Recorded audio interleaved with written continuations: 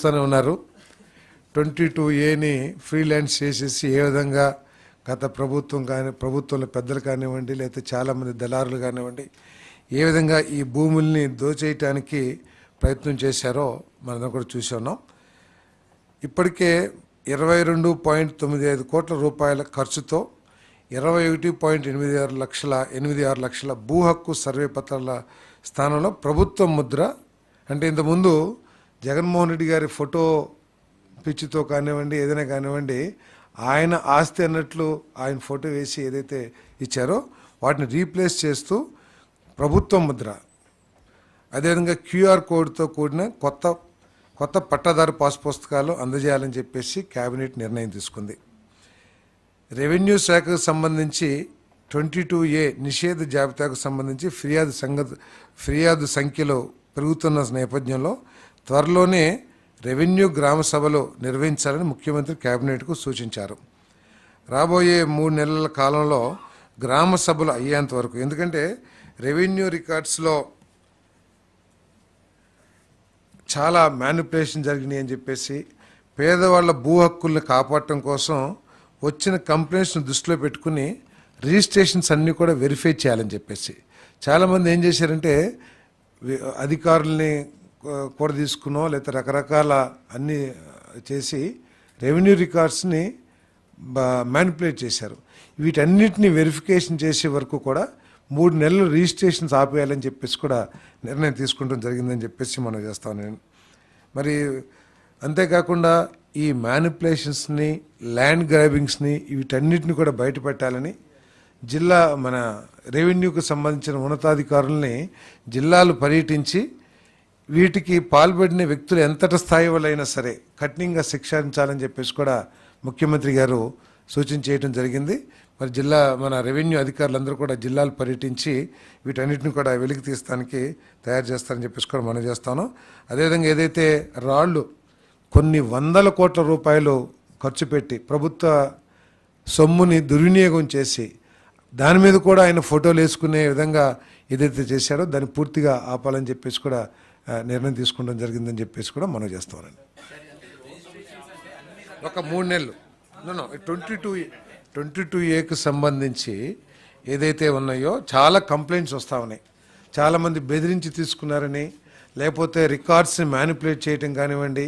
So ఇప్పుడు దాకా 22Aలో ఉన్నాయి కాబట్టి చాలామంది దానికి సంబంధించిన పూర్తి సమాచారం పేదవాడి దగ్గర లేకపోవటం మూలంగా దాన్ని ఎక్స్ప్లాయిట్ చేసి ఏదైతే కంప్లైంట్స్ వచ్చినాయో ఆ కంప్లైంట్స్ని పూర్తిగా పరిశీలించి ఒక 3 monthsలో ఈ కరెక్షన్స్ అన్ని చేసి అప్పుడు దాకా రిజిస్ట్రేషన్స్ ఆపమని చెప్పేసి నేను తీసుకున్నాను. మొత్తం 22Aలో ఏం జరిగింది, 22Aకి సంబంధించి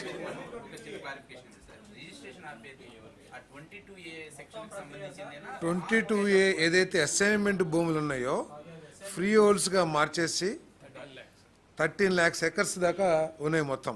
సో వాటన్నిటి మీద ఒక సమగ్ర రిపోర్ట్ తయారు చేసి, ఎందుకంటే దీంట్లో పేదల్ని బెదిరించి లాక్కున్నారు, లేకపోతే రెవెన్యూ రికార్డ్స్ని తారుమారు చేసి వాటిని చేజిక్కించుకున్నారు, భూ కబ్జాలు చేశారు, రకరకాల కంప్లైంట్స్, వీటన్నిటిని కూడా 3 monthsలో స్టడీ చేసి దాని మీద సమగ్రంగా ఎంక్వైరీ చేసి అప్పటి వరకు ఈ రిజిస్ట్రేషన్స్ ఆపడం జరుగుతుంది.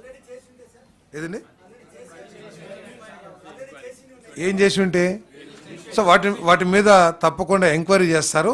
ఎవరైనా వాళ్ళు వచ్చి ఓనర్స్ కంప్లైంట్ చేసి మమ్మల్ని బెదిరించి తీసుకున్నారు, దాని మీద కూడా చట్టపరంగా ఎటువంటి చర్యలు తీసుకుంటారు. 25,000 ఎకరాలు జరిగింది ఇప్పుడు దాకా రిజిస్ట్రేషన్ జరిగినాయి. సో ఫర్దర్గా కూడా జరగకోకుండా ఇవన్నీ కూడా ఎంక్వైరీ చేస్తాం.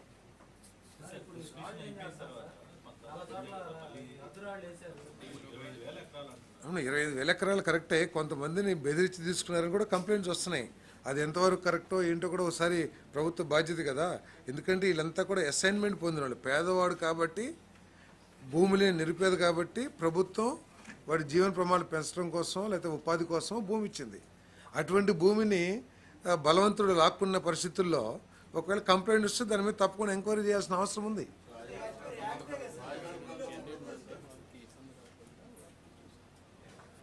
రాళ్ళు తీసేయమని చెప్పారు కదా సార్, రాళ్ళు తీసేయమని చెప్పారు కదా. నో అంటే ఖాళీగా ఉన్న రాళ్ళ మీద తీసేస్తారని అంటారు. ఖాళీ ఇంకా ఇంకా ఇంకా పెగ్గింగ్ చేయని రాళ్ళు ఉన్నాయి కదా, వాటిల్ని వాడరని చెప్తారు. ఆ ప్రభుత్వం నిర్ణయించుకోవాలి. గ్రానైట్ అది కూడా గెలాక్సీ స్టోన్ అని కూడా స్పెసిఫికేషన్ ఇచ్చారని చెప్పి చెప్తారు. రానిచ్చి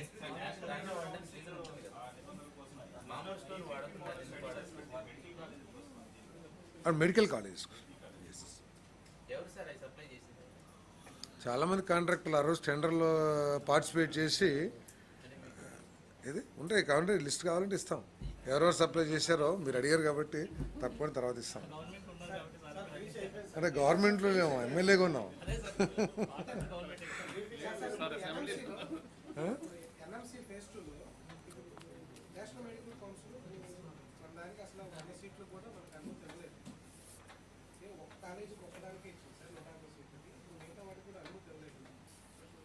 అదే సెకండ్ ఫేజ్లో ఉన్న కాలేజెస్ని మన గుజరాత్లో ఉన్న ఏదైతే పీపీపీ మోడల్ ఉన్నాయో దాన్ని స్టడీ చేసి ఏ విధంగా చేయాలని నెక్స్ట్ క్యాబినెట్కి తీసుకురావడం జరుగుతుంది.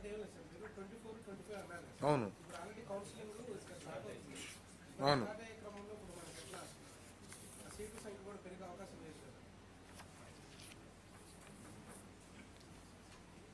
24-25కి 100 సీట్స్తో స్టార్ట్ చేస్తావు. 24-25లో నువ్వు ఇచ్చిన వాటిలో 24-25కి స్టార్ట్ చేస్తాం.